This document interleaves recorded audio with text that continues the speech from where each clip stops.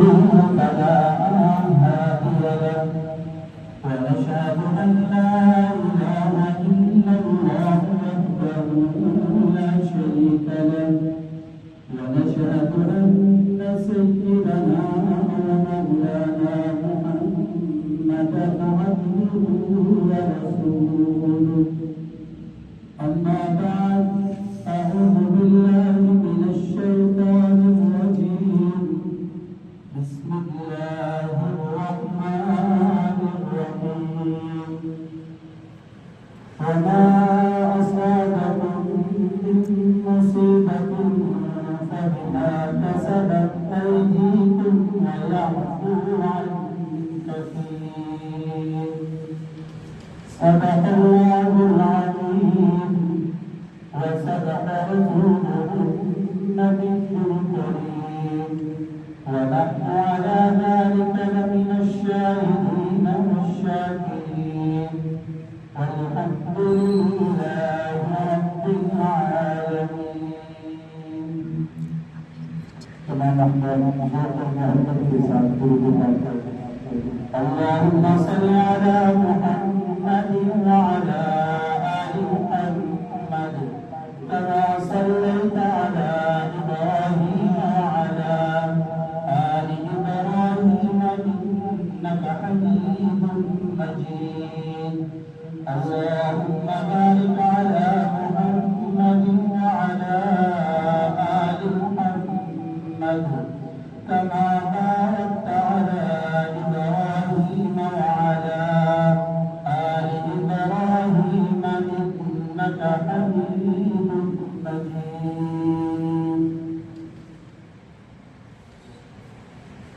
محترم سامعین گرامی قدر،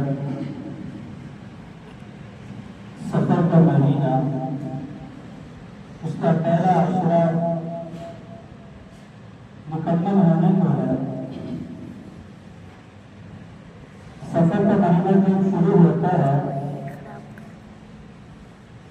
زمانہ جاہلیت میں اس مہینے کو منحوس سمجھا جاتا تھا.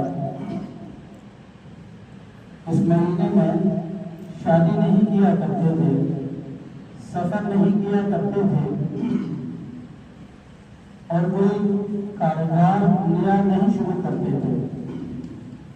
اس مہینے میں اگر نیا کاروبار شروع کریں گے تو نقصان ہوگا، شادی کریں گے تو وہ آگے چلے گی نہیں، اتفاق نہیں ہوگا، طلاق ہو جائے گی، رشتے داری ٹوٹ جائے گی. یعنی جو توہمات اور بدشگونی زمانہ جاہلیت میں مشرکین مکہ کے اندر تھی، آج وہ ہمارے اندر بھی موجود ہے. آج کچھ لوگوں کے ذہن میں جب سفر کا مہینہ آتا ہے تو وہ کہتے ہیں کہ سفر کا مہینہ بڑا منحوس مہینہ ہے. حالانکہ اللہ رب العزت فرماتے ہیں، حدیث قدسی ہے کہ اے آدم کی اولاد، تو مجھے اذیت دے رہا ہے، تو مجھے تنگ کر رہا ہے، تو مجھے اذیت کیوں دے رہا ہے؟ حالانکہ زمانے کو میں نے پیدا کیا اور تو زمانے کو برا کہہ رہا ہے. یعنی کہ مہینوں کو پیدا کرنے والا اللہ فرماتا ہے میں ہوں. تم اپنی زبان سے یہ کہہ کر یہ منحوس مہینہ ہے، یہ منحوس موسم ہے. اللہ فرماتے ہیں کہ اس کو تو میں نے پیدا کیا ہے، تم یہ کہہ کر مجھے تکلیف پہنچا دے رہے ہو. جیسے ہی سفر کا مہینہ شروع ہوتا ہے ہمارے یہاں نیا کاروبار نہیں کیا جاتا، رشتے نہیں کیے جاتے، سفر نہیں کیا جاتا، کوئی نئی عمارت نہیں بنائی جاتی کہ یہ منحوس مہینہ ہے. اگر یہ منحوس مہینہ ہوتا،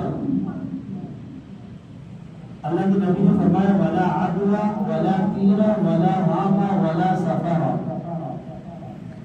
کوئی بیماری ایسی نہیں ہے تو وہ خود بخود کسی دوسرے کو لگ جائے. نہ سفر کا مہینہ منحوس ہے. تو ایک صحابی نے کہا یا رسول اللہ، کیا ایک اونٹ خالص زدہ ہے وہ اونٹوں کے لیور میں چلا جائے تو کیا دوسرے اونٹوں کو اس کی وجہ سے بیماری نہیں لگے گی؟ تو کے نبی نے فرمایا مجھے اس چیز کا جواب دو کہ اس اونٹ کو بیماری کہاں سے لگی، جو پیدا اونٹ ہے اس کو بیماری کس نے لگائی ہے؟ وہ کہنے لگے اس کو تو اللہ نے لگائی ہے۔ فرمایا جس طرح اس کو اللہ نے لگائی ہے دوسروں کو بھی اللہ لگائے گا، تو اگر اس کی بیماری ختم اللہ کرے گا تو باقیوں کی بیماری بھی اللہ ختم کرے گا۔ تو کسی مہینے میں سفر کرنے سے منع کیا گیا۔ ہمارے یہاں ایک رواج رسم بن چکی ہے جس مہینے میں سفر نہیں کرنا چاہیے، منحوس مہینہ ہے۔ حالانکہ ہجرت کے سفر سے پہلے اسلام کے اندر داخل ہونے والے لوگوں اور مسلمانوں کی تعداد 39 یا 40 یا 41 تھی۔ ہجرت کے سفر کے بعد اللہ رب العزت نے اس سفر ہجرت کی برکت سے اسلام کو بعزت دی کہ اللہ کے محبوب جب دنیا سے پردہ فرما رہے ہیں تو 9 لاکھ عرصہ دے کر اسلامی پرچم لہرا چکا تھا۔ صدیقی دور کے بعد فاروقی دور میں 22 لاکھ عرصہ میل پر اسلامی پرچم لہرا چکا تھا۔ عثمانی دور کے اندر فتوحات اتنی بڑی کہ 44 لاکھ مربع میل پر اسلامی پرچم لہرا چکا تھا۔ اور بتائیں کہ اگر اس مہینے میں سفر کرنا برا ہوتا، منحوس ہوتا، تو اللہ کے نبی اس مہینے میں سفر کرتے ہیں۔ تو ہجرت کے سفر کے بعد اسلام کو عزت ملی، مرتبہ ملا، مقام ملا۔ تو پتہ چلا کہ اللہ کے نبی نے اس مہینے میں سفر ہجرت کر کے بتا دیا کہ یہ ساری بدشگونی اور زمانے جاہلیت کی باتیں ہیں اور میں ان باتوں کو ختم کرنے کے لیے آیا ہوں۔ اور پھر کہتے ہیں اس مہینے میں شادی نہیں کرنی چاہیے، اگر شادی کرتے ہیں وہ نکاح نہیں ہوتا، طلاق ہو جاتی ہے۔ اچھا، کئی ایسی شادیاں جو اس مہینے کے علاوہ ہوتی ہیں ان میں جو طلاق ہوتی ہے تو بتائیں وہ مہینہ منحوس نہیں ہے۔ اور دنوں کے اندر جو جمعے کا دن ہے، اللہ کے پاک پیغمبر صلی اللہ علیہ وسلم نے فرمایا تمام دنوں میں افضل جو دن ہے وہ جمعے کا دن ہے، اس دن مجھ پر درود پڑھا کرو۔ ایک صحابی نے فرمایا یا رسول اللہ جب آپ دنیا سے چلے جائیں گے تو پھر تو آپ قبر میں چلے جائیں گے تو پھر آپ کو درود کیسے پہنچے گا؟ تو اللہ کے نبی نے فرمایا کہ ہم زمین کو یہ اجازت نہیں کہ وہ انبیاء کے جسم میں اثر کو کھائیں یا اپنے اندر سمجھیں۔ اللہ نے ان کو اجازت نہیں دی۔ تو جب جمعے کے دن درود پڑھتے ہو وہ مجھ تک پہنچایا جاتا ہے، تو درود پاک پڑھنے والے کی اتنی فضیلت ہے کہ جب وہ درود پڑھتا ہے تو اللہ رب العزت خود فرماتے ہیں ان اللہ و ملائکتہ یصلون علی النبی یا ایھا الذین آمنوا صلوا علیہ وسلموا تسلیما۔ اے ایمان والو درود کرو، سلام کرو اپنے نبی پر۔ میں بھی درود و سلام بھیجتا ہوں اور اتنی فضیلت ہے، اللہ کے نبی اس جمعے کی فضیلت بتا رہے ہیں۔ اور پھر آگے فرما رہے ہیں کہ اس جمعے کے دن آدم علیہ السلام کو اللہ نے دنیا میں پیدا فرما کے بھیجا، تو پھر اسی جمعے کے دن آدم علیہ السلام کو دنیا سے اٹھا لیا گیا اور فرمایا کہ اسی جمعے کے دن قیامت کا پہلا سور پھونکا جائے گا اور اسی جمعے کے دن قیامت کا دوسرا سور پھونکا جائے گا۔ اب بتائیں ایک جگہ اللہ کے نبی فرما رہے ہیں کہ جمعہ تمام دنوں کا سردار ہے اور فضیلت والا دن ہے، تمام دنوں میں اس کو افضلیت حاصل ہے، اور دوسری جگہ ایسی دہشت کی بات کہ قیامت کا پہلا سور بول لاکی یا ایھا الناس اتقوا ربکم ان زلزلۃ الساعۃ شیء عظیم۔ لوگوں ڈرو اس دن سے جس دن قیامت کا زلزلہ برپا ہو جائے گا۔ یوم ترونھا تذهل كل مرضعۃ عما ارضعت وتضع كل ذات حمل حملها وترى الناس سکارى وما هم بسکارى۔ ایسا شدید دردناک زلزلہ ہوگا کہ مائیں اپنے حمل گرا دیں گی اور دودھ پیتے بچوں کو اٹھا کر دیواروں پہ ماریں گے، اتنی شدت والا۔ اور اللہ کے نبی فرمایا یہ جمعے کے دن ہوگا۔ اب بتائیں کہ جمعے کے دن عزت والا احترام والا ہوا یا منحوس ہوا؟ مہینے میں جس کے آخری وقت کو یہ چیز بانٹنی چاہیے اور یہ غسل کرنا چاہیے، یہ میٹھی چیز بانٹنی چاہیے، کیوں بانٹنی چاہیے کہ اللہ کے نبی اس مہینے کے آخری وقت کو بیمار ہوئے۔ اچھا، اگر اللہ کے نبی کی بیماری کی وجہ سے یہ مہینہ منحوس ہے تو پھر ربیع الاول کے مہینے کو کیا کہا جائے گا؟ کہ اللہ کے نبی جب دنیا سے پردہ کر دیں تو ربیع الاول کے مہینے کے بارے میں کیا خیال ہے؟ تو لہذا کوئی دن، کوئی مہینہ، کوئی موسم برا منحوس نہیں ہوتا، ہمارے اعمال برے منحوس ہوتے ہیں۔ اب سفر کے مہینے میں خیبر کا قلعہ 15-16 قلعے تھے، 15 قلعے مسلمانوں نے فتح کر لیے، صحابہ نے فتح کر لیے۔ اب خیبر کا قلعہ فتح نہیں ہو رہا تھا، اللہ کے نبی نے فرمایا میں کل جھنڈا اس کو دوں گا جس سے اللہ بھی پیار کرتا ہے اور محمد رسول اللہ بھی پیار کرتا ہے۔ کل صبح آنے والا جو مرد مجاہد تھا وہ حضرت علی رضی اللہ تعالی عنہ تھے۔ اللہ کے نبی نے حضرت علی رضی اللہ تعالی عنہ کو جھنڈا دیا اور کہا کہ علی آپ مقابلے کے لیے تیار ہو جاؤ۔ ملحق اتنا بہادر تھا، وہ ایسا مشہور جنگجو تھا، اس کے الفاظ یہ ہوا کرتے تھے کہ میرے مقابلے میں آنے والے 100 نہیں بلکہ اگر میرے مقابلے میں 1000 بندہ آ جائے تو میں 1000 بندوں پر اکیلا میں قابو کروں گا۔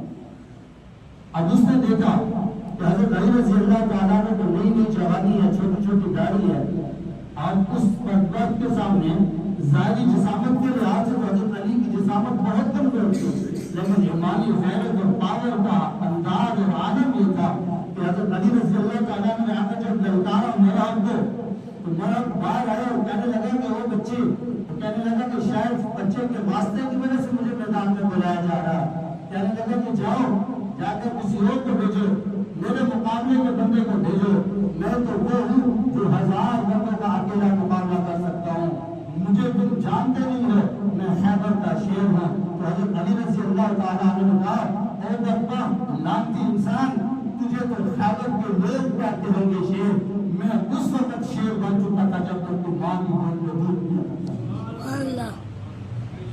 اب ایک ایسا بندہ جو 1000 بندوں کے مقابلے کے لیے چیلنج کر رہا ہے، اسے 27-28 سال کا نوجوان چیلنج کر دے، ظاہر ہے تو اس کی ایگو ہارڈ ہوگی۔ اس نے کیا کیا، گھوڑے سے چھلانگ لگائی اور حضرت علی رضی اللہ تعالیٰ عنہ کے ساتھ مقابلہ کرنے کی جب اس نے پہلا وار کیا، اب آگے تلوار حضرت علی کی تھی، جو وار کیا تو اس کی تلوار ٹوٹ گئی۔ حضرت علی نے کہا جا دوسری تلوار منگوا لے، میرے محبوب نے نہتے پر وار کرنے سے منع کیا، تلوار منگوائی، وہ تو آدھی موت اسی وقت مر چکا تھا کہ جب اس کی تلوار ٹوٹی تھی۔ تو جب اس نے دوبارہ تلوار منگوائی اور دوسری تلوار ٹوٹی تو حضرت علی رضی اللہ تعالیٰ عنہ نے کہا کہ اب بار بار موت محنت نہیں دیتی، اور جب یہ بات کی تو نیزہ پکڑنے لگا تو حضرت علی رضی اللہ تعالیٰ عنہ نے وار کر کے اس بدبخت مرد کو وہیں پہ ڈھیر کر دیا۔ یہ مرد کو ڈھیر کر کے خیبر کے قلعے کو فتح کیا گیا تو مہینہ سفر کا تھا۔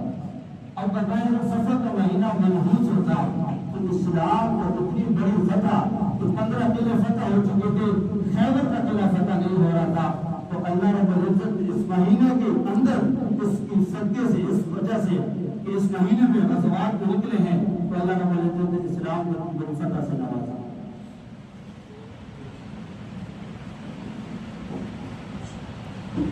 تو پتہ چلا کوئی مہینہ منحوس نہیں ہے، کوئی دن کوئی موسم منحوس نہیں ہوتا۔ تو اس مہینے میں اللہ کے نبی نے سفر بھی کیا اور اس مہینے میں اللہ کے نبی نے شادی بھی کی۔ میری اور آپ کی روحانی ماں حضرت ام میمونہ رضی اللہ تعالی عنہا کہ اللہ کے پاک پیغمبر کی شادی بھی اسی سفر کے مہینے میں ہوئی، اور نبی کر دی کہ جو لوگ کہتے ہیں کہ سفر کے مہینے میں شادی نہیں کرنی چاہیے، تو اللہ کے نبی نے شادی کر کے بھی دکھا دی، سفر کر کے بھی دکھا دیا، جہاد کے اندر شامل ہو کر بھی بتا دیا، اور اسلام کے لیے ہجرت کر کے سفر کر کے بتا دیا کہ نہ سفر کرنے سے اس مہینے میں نحوست آتی ہے۔ اس زمانے جاہلیت کی باتیں تھی، تو اللہ رب العزت نے ابن آدم کو کہا کہ اے آدم زمانے کو برا بنا کہہ کر مجھے اذیت اور تکلیف نہ دے۔ تو اصل جو چیز ہے وہ ہمارے گناہ ہوتے ہیں، ہماری نحوست ہوتی ہے، ہماری بدعمالیوں کی نحوست ہوتی ہے۔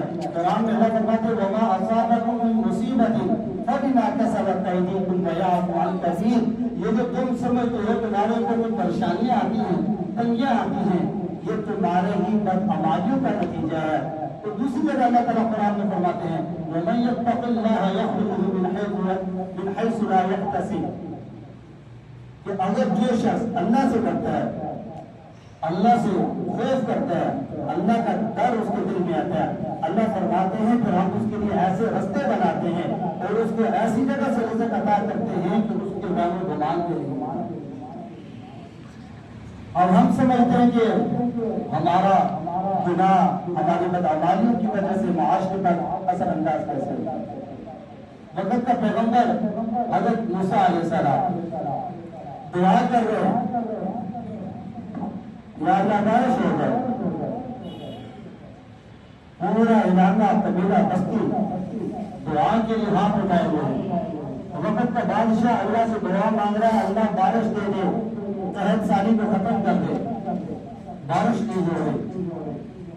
موسیٰ علیہ السلام ہم کلام ہوتے ہیں، یا اللہ کیا ماجرا ہے، بارش کیوں نہیں ہو رہی، ہمارے ہے قرآن فرما، چھوٹے چھوٹے بچے ہیں، بھوک اور پیاس سے نگران ہو رہے ہیں۔ تو اللہ نے فرمایا موسیٰ تمہاری بستی میں ایک شخص ایسا ہے جس کی بدعمالیوں اور نافرمانیوں کی وجہ سے میں نے بارش کو روکا ہوا۔ اب سوچے ذرا، ہم سب اپنی کے ربابے میں جان کے ہماری کتنی نافرمانیاں جو معاشرے کی پر اثر انداز ہوئی۔ وقت کا نبی ہاتھ اٹھا رہا ہے، اللہ بارش دے دے، اللہ فرما رہے کہ نہیں دوں گا، ایک نافرمان بندہ تیری محفل میں، تیری قبیلے میں، تیری بستی میں موجود ہے، جب تک اس کو نہیں نکال کے میں بارش نہیں دوں گا۔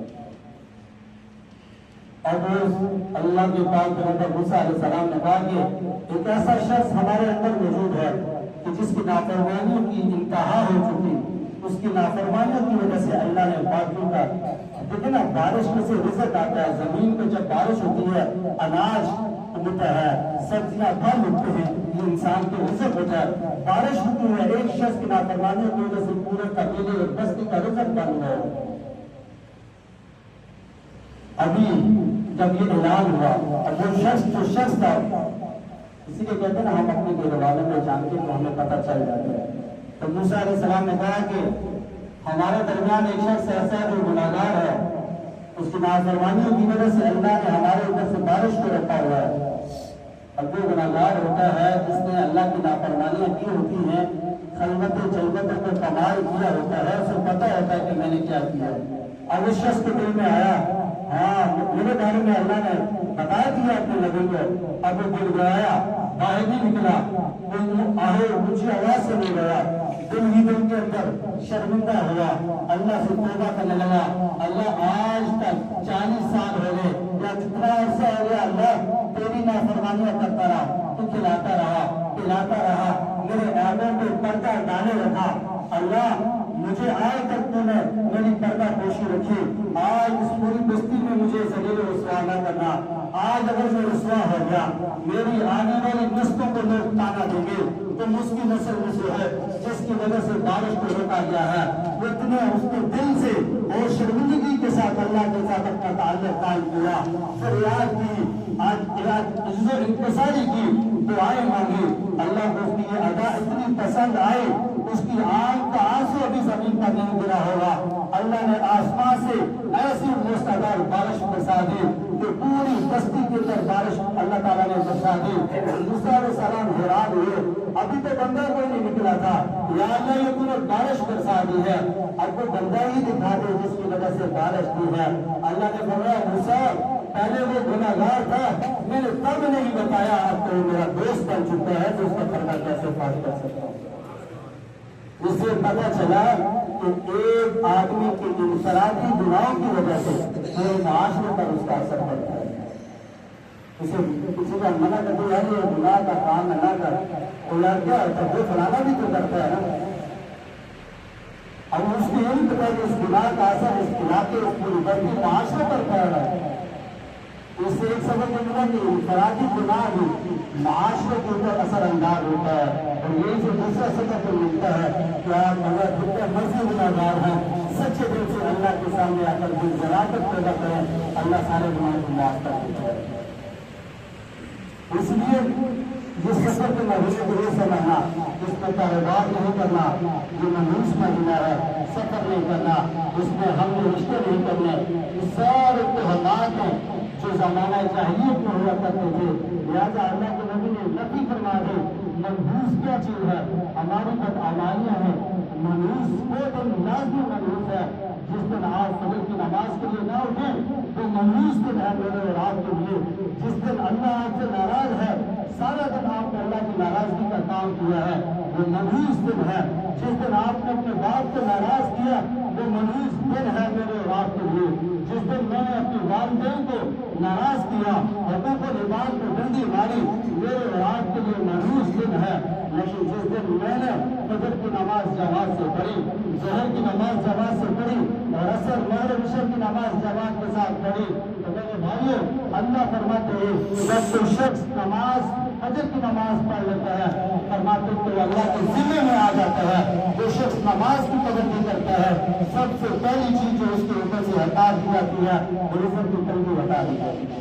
آج ہر بندہ امیر ہے, غریب ہے, دفتر میں بیٹھنے والا, بزنس مین, کوٹھیوں کا مالک, بنگلوں کا مالک, تنازع کا مالک, آپ پوچھ رہے اس سے, آپ جا کر اس سے پوچھ رہے اس کی زندگی کو 4 دن کسی بزنس مین کے ساتھ بیٹھ کر جو اللہ کے احکامات اور نبی کے طریقوں کو چھوڑ کر بزنس کر رہا ہے, آپ اس کے ساتھ 4 دن گزار کر دیکھیں. آپ کہیں گے تو میں اس سے 1000 درجے بہتر ہوں. میں سوکھی ہو کے بیٹھا ہوں, 5 وقت کی نماز پڑھتا ہوں, اللہ کے قرآن کو پڑھتا ہوں, حقوق العباد کا خیال کرتا ہوں, میں اس سے 1000 درجے بہتر ہوں.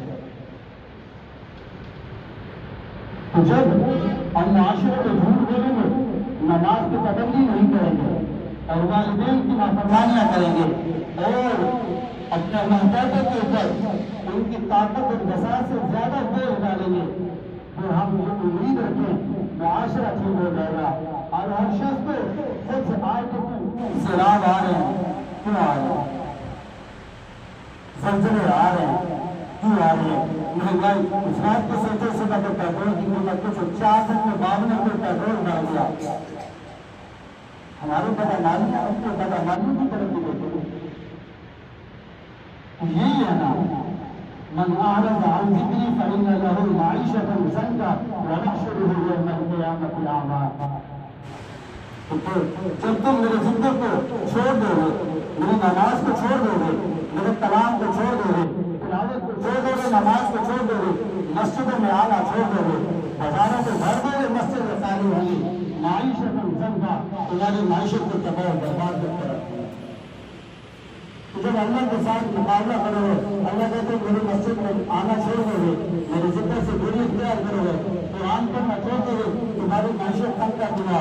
میں مسجد میں نہیں آ رہا, میں اپنے تلاشے میں بیٹھا ہوں, اپنے دفتر میں بیٹھا ہوں, اپنی دکان ریڑھی پہ بیٹھا ہوں, نماز کے لیے نہیں آ رہا, اللہ کے ساتھ مقابلہ کر رہا ہوں. اور میں یہ امید بھی رکھوں میرے ملک کی معیشت بہتر ہوگی, میرے ملک کا وزیر خزانہ میرے لیے بہتر سوچے گا, میرے ملک کا حکمران میرے لیے بہتر سوچے گا.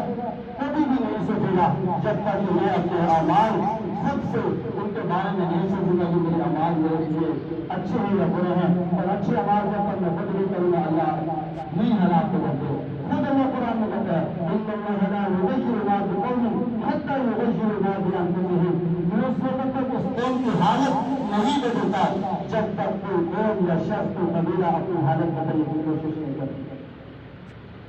اس لیے کوشش کریں ان توہمات سے نکلیں, بدشگونیوں سے نکلیں, اور جب اسلام کو مکمل ضابطہ حیات اللہ نے بنا دیا تو اس کے مطابق ہمیں زندگی گزارنی چاہیے. ہمیں آج دیکھیں نا, ہمارے پاس 15 سے 20 ہزار کا ملازم کام کرنے والا, آپ ان سب کتنے بزنس مین کریں گے, آپ کے ملازم ہوتا کیا ہے, یہ کیوں آپ نے بنایا ہے, یہ کیوں بیچ دیا, نہیں بیچنا چاہیے. آپ کو اس کی بات کو غصہ ہے نا, بلکہ میرا ملازم ہوتا ہے, میرے سے یہ سوال کر رہا ہے, میرے اوپر آبجیکشن لگا رہا ہے, میرا ملازم ہے تو میرا تنخواہ دار ہے, تنخواہ ہوتا ہے, ڈیوٹی کر کے اپنے گھر کو جائے, صرف ملازم ہے. تو ہمیں اللہ نے پیدا کیا, وہ ملازم ہمارا غلام نہیں ہوتا, ہمارا ملازم ہوتا ہے. ہم اس کی بات پھر بھی بری لگتی ہے, تو جس رب نے مجھے آپ کو پیدا کیا ہم اس کے غلام ہیں. وہ کہہ رہے مسجد میں آؤ تمہیں کامیابی ملے گی, مسجد میں آؤ, نماز کے لیے آؤ, میرے ذکر کے لیے آؤ, میرے ذکر کو کرو گے, میرے کلام کو کرو گے, تمہارے لیے آسانیاں پیدا کروں گا. میری نماز کو کرو, اس وقت روزہ رکھو, اس وقت عبادت کرو, اس سے کوئی سنو طلوع ہونے والا عبادت نہ کرو، اس سے اشراق کا نفل پڑے اور ہم سوال کرنے لگے کہ ایسا کیوں ہے، تبلیغ کا قاعدہ تو ایسا کیوں ہے، دین کے کسی شعبے کا قاعدہ تو آگے سے سوال کیا جائے۔ اللہ تعالیٰ کو برا نہیں لگے گا، جو میرا ہو رہا ہے، میرا پیدا کیا گیا بندہ، مجھ سے میرے ہی پیدا کیے گئے میرے ایشور، انہوں نے جو احکامات نازل کیا ان کے بارے میں سوال کریں۔ ہمیں تو یہ چاہیے کہ جو حکم آ گیا اس کا، تو اس کے حکم کو دیکھنا چاہیے، درخت لے کے نقصان کو نہیں دیکھنا چاہیے۔ اب جو ہوتا ہے کسٹمر کی وجہ سے ہم مسجد میں جماعت کو چھوڑ دیتے ہیں۔ اب ظاہری طور پہ کہ اگر میں جماعت کے لیے چلا گیا تو یہ کسٹمر چلا جائے گا، 10-20-25 لاکھ کا کسٹمر اگر چلا جائے گا میرا نقصان ہے۔ اب جماعت چھوٹنے کا کتنا بڑا نقصان ہے یہ ذہن نہیں آ رہا، اہمیت نہیں ہے نا، اس کی اہمیت پتہ چلنے ہے مرنے کے بعد۔ ایک ایک نیکی سے پرسے گا انسان قیامت والے دن، اپنے والدین کے پاس آئے گا، ایک نیکی دے دو، والدین بھاگے گا اس سے کہ آج ہمیں نیکی کی ضرورت ہے، اس لیے آج ہوتا ہے ہم اہمیت ہی نہیں۔ ایک بادشاہ تھا نا ایاز، اس کا غلام تھا، محمود بادشاہ تھا، تو وہ اپنے ایاز غلام سے بڑی محبت کرتا تھا، اس کے ساتھ اس کی ہر بات کو مانتا تھا، تاکہ کوئی بڑے وزیروں کے فیصلہ کو پیچھے رکھتا تھا، ایاز کی بات کو آگے رکھتا تھا۔ تو وزراء نے اعتراض کیا کہ بھائی اب ہر کام میں ایاز سے مشورہ لیتے ہیں۔ اس نے کہا اچھا میں اس کی حقیقت تمہیں بتاتا ہوں۔ اس نے بہت سے وزراء کو اپنے محل میں بھیجا تھا دربار میں، اور ایک بہت اس وقت اس زمانے کا سب سے قیمتی ہیرا پتھر منگوایا اور اپنے گجرات کے بعد پہلے اس کے فضائل بتائے، اس کی اہمیت، تو یہ اتنا مہنگا پتھر ہے، اس وجہ سے اس علاقے میں اس زمانے میں اس سے مہنگا قیمتی پتھر دنیا میں آج تک نہیں ملے گا۔ اب وہ ساری اس کی قیمت اہمیت بتا دی، اس وزیر نے کہا کہ پتھر اس کی زمین پر مار کے توڑ دو۔ اب وزیر نے کہا نہیں بادشاہ صاحب اتنا مہنگا ہے اور بڑی بڑی دنیا کے لوگ اس کو دیکھنے کے لیے آتے ہیں، اس کو کیوں توڑ؟ دوسرے وزیر کو اس نے کہا نہیں بادشاہ صاحب ٹوٹ جائے گا، اتنا مہنگا ہے، میں نہیں اس طرح کیا کرتا اتنا اچھا تھا، اتنا قیمتی ہیرا کو کیسے توڑ؟ کرتے کرتے ایاز کو بلایا، غلام کو بلایا، جیسے غلام محل میں داخل ہوا اس کو وہ ہیرا دیا، کہا کہ یہ ہیرا بڑا مہنگا ہے، فلاں فلاں علاقے کے لوگ اس کو دیکھنے کے لیے ترستے ہیں اور آتے ہیں اور بڑی خوشی کا اظہار کرتے ہیں اس کو دیکھنے کے لیے۔ اس کو دیا، وہ خوش ہوا، بادشاہ صاحب ہاں واقعی میں بڑی اچھی چیز ہے، تاکہ اٹھا کر اس کو زمین پر مار کر توڑ دو۔